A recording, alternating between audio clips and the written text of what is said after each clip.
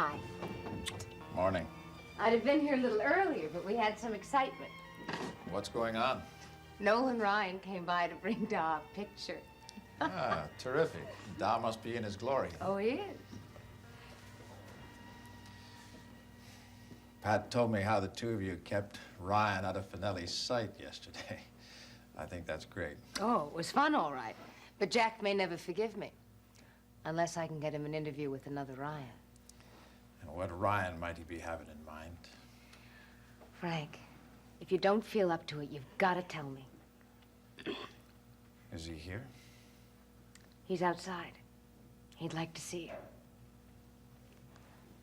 you. He's waited a long time. You know he came by the bar to interview you about the campaign the day you fell.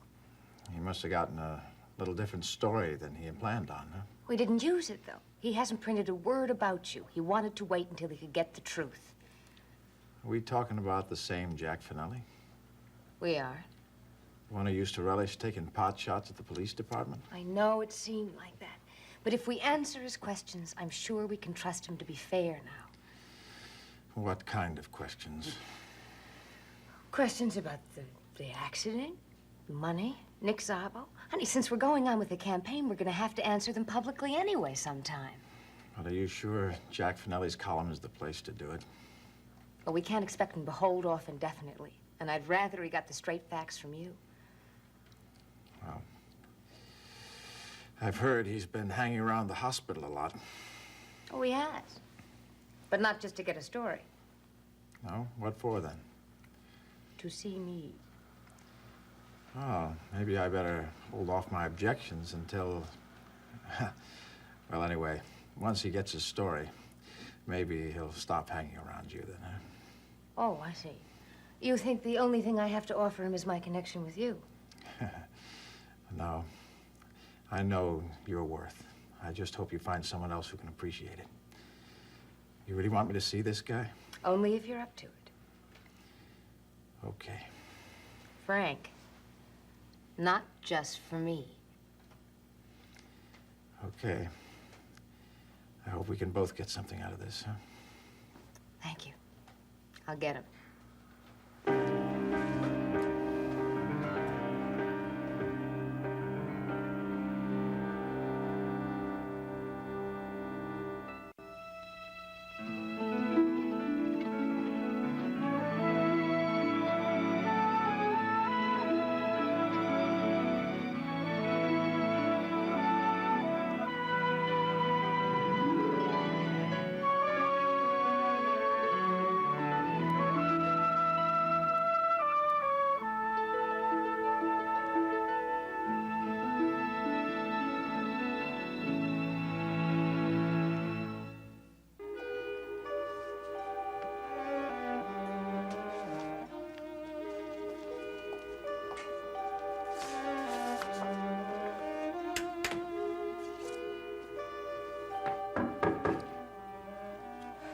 Come in. I don't know. Hi, Bucky. Should you put out the lights? Yeah, sure.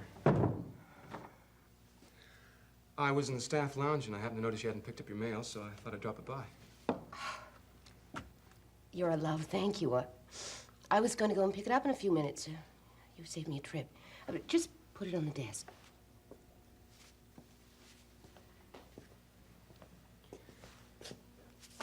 Have you talked to Mother lately? No! I've really got to call her one of these days.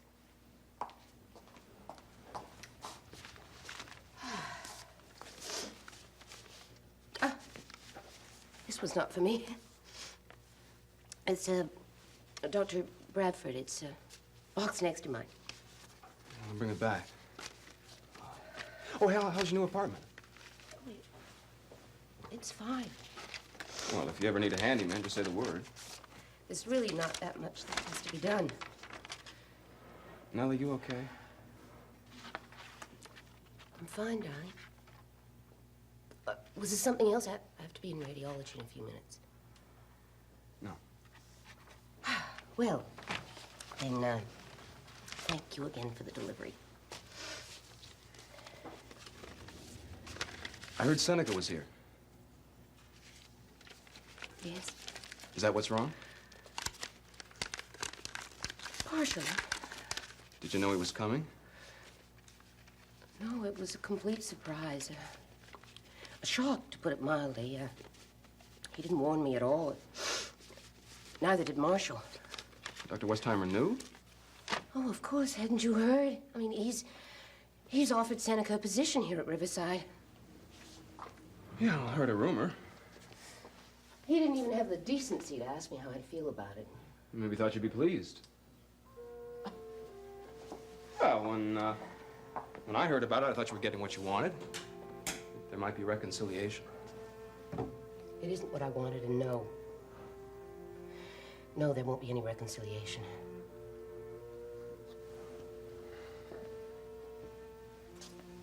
I'm sorry. It's all right. It's nothing you said. It's just... I thought I had everything worked out. It really isn't anything I can explain. Look. Now, one way to look at it is that if he gave up his work out there and his hunting and his fishing and his mountain climbing to come back east, he must really love you. Bucky, you're so dear. I know you're just trying to make me feel better, but I do have to be in radiology very soon. I'm sorry.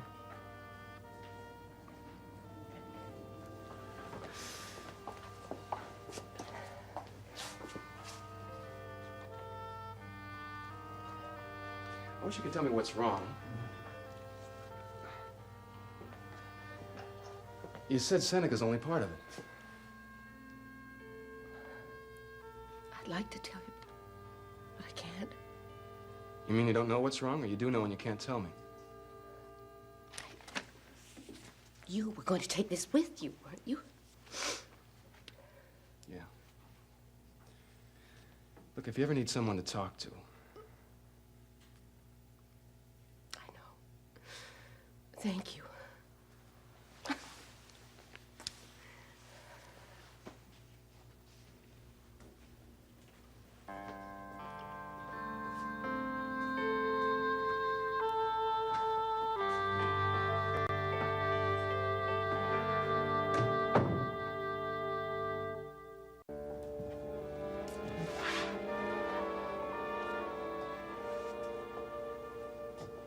Hello, Frank. Jack? Glad to see you better. I appreciate you seeing me. I have a ways to go, but the doctors tell me that I have a chance for complete recovery. Pull up a chair. Thanks. You're going to continue the campaign? Yes, as long as there's the possibility that I can do a good job about it, why, I'm going to keep trying for it. Why do you want to be city councilman? It's a legitimate question. I already told you why, Jack. Your sister said you wanted to make a contribution. She's right. I love this city, especially Riverside. It's given me a great deal. I'd like to give something back. I'd like to be in a position to have more effect on the changes and growth of the community than I could have as a private citizen. Well, you were pretty effective as a private citizen when you managed to stop that hospital land grab. I didn't stop it single-handedly. I only urged the tenants not to take it lying down. Whether their proposals will be understood and taken it, we still don't know, but it's all in the courts now. At least those families in those buildings bought themselves some time to figure out where they'll go if they eventually are displaced. You don't quite have the heroic image of yourself that your sister does. I don't think man has to be heroic to accomplish things. I agree with you there. Have you been able to remember anything more about your fall? How it happened? No, it's all pretty much of a blank. I do remember going in the stairwell, though. You didn't tell me that. Yeah, it's all come back up to that point. Did you see anyone in the stairwell? Not that I recall. What were you doing in the hospital? I was looking for my brother, Pat. I wanted to invite him to a party across the street. Was that the first time you'd been in the hospital that day? No, I'd been here early to see Nick Szabo. Why was that? Well, he wanted me to come by, and I thought I should because he's always been a good friend of my father's. What do you want to talk to you about? He wanted to offer me a campaign contribution. How much? I don't know. I turned him down before he named a figure. Why'd you refuse it? I've made it a policy not to accept support from special interest groups, and Nick owns a considerable amount of property here in Riverside. I understand the emergency room personnel found $6,500 on you. Do you remember carrying the money? Very clearly. Where'd you get it? From my savings account. It was in a special account that held my pension fund and pension money from the police force. I'd withdrawn it earlier that day. What were you planning on doing with it? Turned it over to my campaign fund. What for? Some expenses we were anticipating. Well, Mary told me you had plenty of money in the campaign fund. I'd decided we needed to put out another mailing, and I wanted to have some money for printing and postage. Well, why did you take it in cash if you were just transferring from one account to another? Well, the accounts weren't in the same bank. You know. Well, even so, you could have drawn a cashier's check. Yeah, but I didn't really know how much we'd need in the campaign fund, and I wanted to deposit the rest of the money in my special savings account, my checking account. Then why 6,500? Why not 6,000 or 7,000? I wanted to keep 500 in the account. That gave me 6,500 to take out. Must have been quite a blow to find the money disappeared. Well, I assume the hospital is liable for it. Have you discussed it with their attorneys? No, not yet. You think the hospital is liable where your accident's concerned? I don't know. I guess it'd be pretty hard to make a case since you don't remember what caused the fall. I'm afraid that's right, yeah. Do you remember what you told your sister when you first regained consciousness? No, I don't. Well, she told you, didn't she? That you said you were pushed. She told me I said the word push. What do you think you meant? I haven't any idea. If your memory's hazy on some points, do you think your mind was affected by the fall? If it is, I'm not aware of it. My doctors assure me that there's absolutely no brain damage.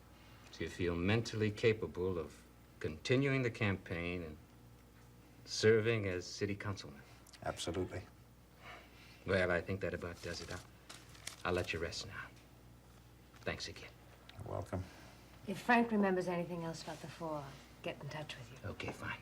Goodbye, Frank. Yeah. I'll call you later.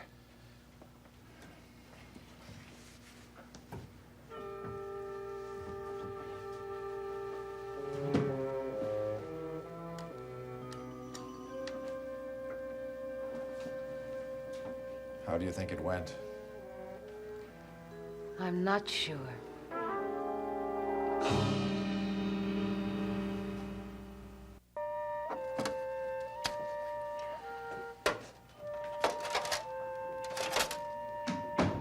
Good grief. An ink yet. What's the matter? There are 2 patients named Brown in this ward, and I just about gave medication to the wrong one. Well, at least you caught your mistake, right? Yeah. This time. Bucky, it's not really that serious. No, I guess it isn't. Hey, there's a rumor going around that Seneca Bolak's coming to Riverside. Yeah, I know. Well, I guess your aunt's pretty happy about that, right? No, I wouldn't say that. I'd say she's pretty upset. I've never seen her so down. Well, I don't really care what your aunt thinks, but if you're upset, I'd like to do something about it. What have you got in mind? I don't know. You always seem to cheer me up when I feel bad. Well, maybe we can figure out some way for you to reciprocate. Well, unfortunately, I'm on duty tonight. Yes, so am I. Well, we could at least have dinner in the cafeteria together. Sure. Would that cheer you up? Not as much as taking you out to the houseboat again. But, Bucky, I don't really think that's too good an idea. Oh, well, we wouldn't be alone this time. Well, who'd be with us? Pat. Pat's going out with me on next free day. Oh, well, would he mind if I came too? I love it. Well, okay. Yeah, I'd like to do that. I've got to get back to the lab, okay? I'll see you later. Yeah.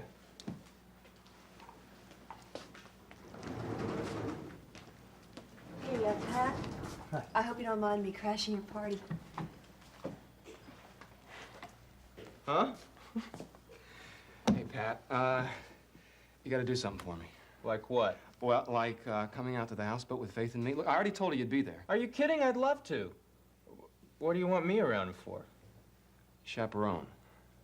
Chaperone. Well, that's the only way I can get her out there with me. Oh, I get it. I come out with you and then take a nice long walk around the marina. No, you stick with us every minute. I really want her to be comfortable. Well, okay, if that's the way you want it, great. I'll even bring beer and pretzels. Great. Oh, hey, let's go check and see when we've got time off, okay? Hey, you think we could take a cruise up the Hudson? I used to know this terrific girl in Poughkeepsie. Anyway, you say, man.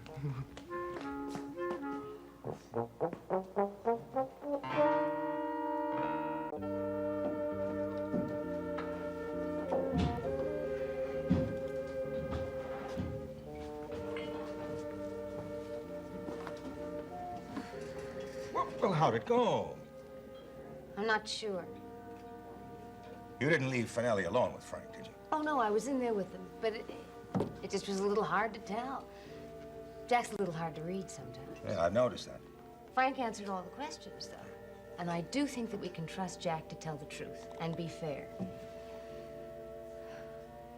Mary, I hope that...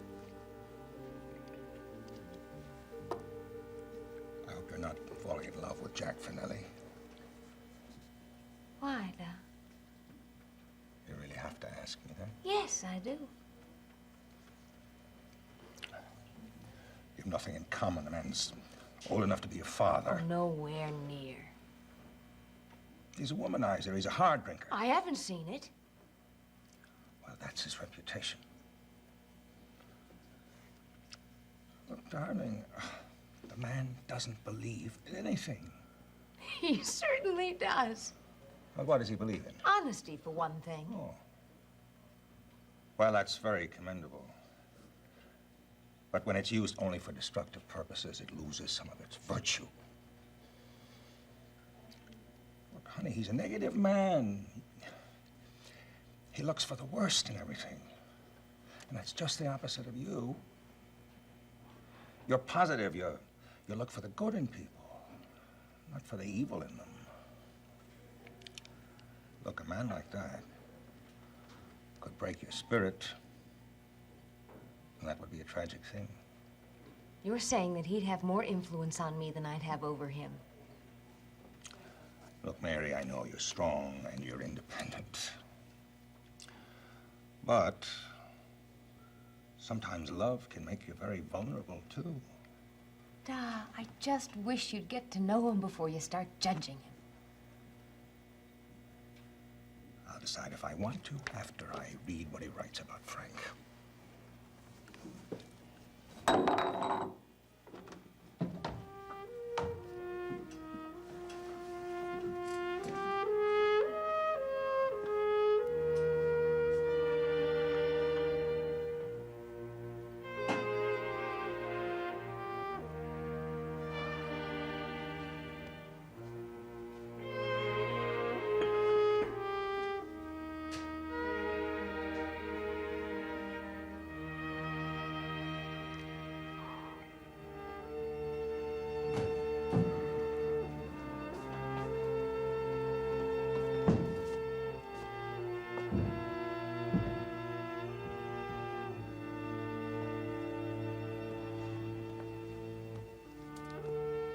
Things could be worse. Now, where have I heard that before? What's the matter? Da's not very happy about my seeing Jack Finelli. He probably doesn't think there's anybody good enough for you. Pat, I understand what he's talking about. Jack is cynical. He does seem to have a hard shell around him, but underneath it, he's a funny and a very good man who happens to have lived a lot and been hurt a lot. All he needs is someone to love him the way he wants and needs to be loved. And you think that should be you? I don't know. He's certainly the most interesting man I've ever met, and I like him. Despite what everyone else seems to think, I trust him. Well, your instincts are usually pretty good. Wish you'd tell Da that.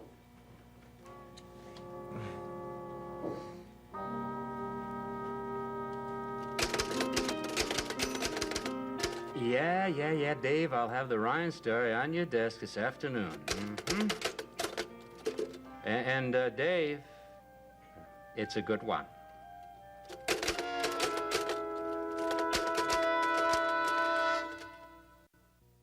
In Landview, rules were meant to be broken, and its residents will stop at nothing to get their way. Catch all the Landview shenanigans on an all-new episode of One Life to Live, weeknights at 9 on SoapNet.